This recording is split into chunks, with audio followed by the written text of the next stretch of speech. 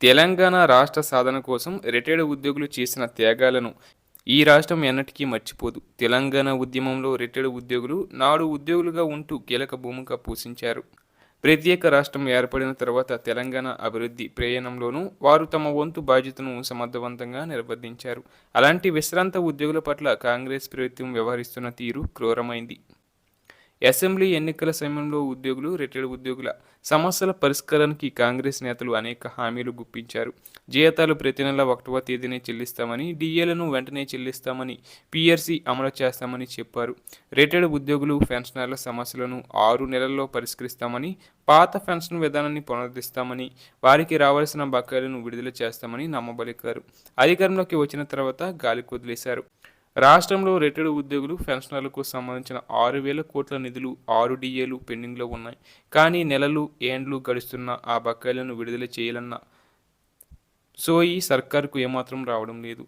నిత్యావసర వస్తువులు ధరలు పెరుగుతున్నాయి. విద్య, వైద్యం, రవాణా ఖర్చులు భారమవుతున్నాయి.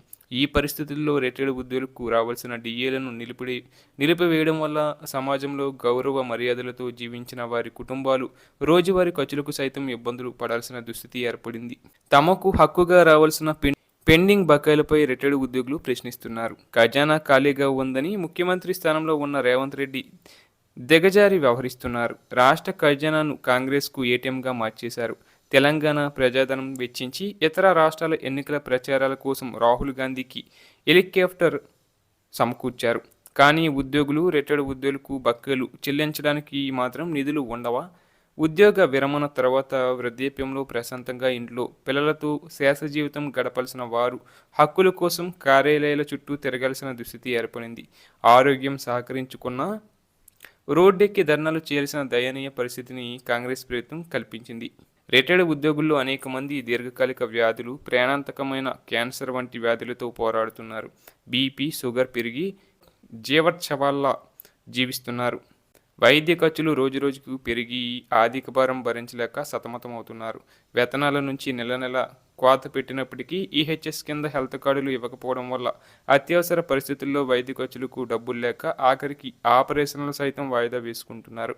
ఇంకా ఆందోళన కలిగించే విషయం ఏంటంటే పెండింగ్ డిఏలను పీఆర్సీలో విలీనం చేసే ప్రయత్నాలు జరుగుతున్నాయనే ప్రచారం ఉంది. అదే జరిగితే ఉద్యోగులు, పెన్షనర్లు తమకు రావాల్సిన వేలాది రూపాయల బకాయిలను కోల్పోతారు. ఇది ముమ్మాటికి వారి హక్కులను హరించడమే అవుతుంది. కనుక రాష్ట్ర పురోగతిలో భాగస్వాములై తమ సర్వస్వం అర్పించిన రిటైర్డ్ ఉద్యోగుల న్యాయమైన డిమాండ్లను తక్షణం పరిష్కరించాల్సిన బాధ్యత ప్రభుత్వంపై ఉంది.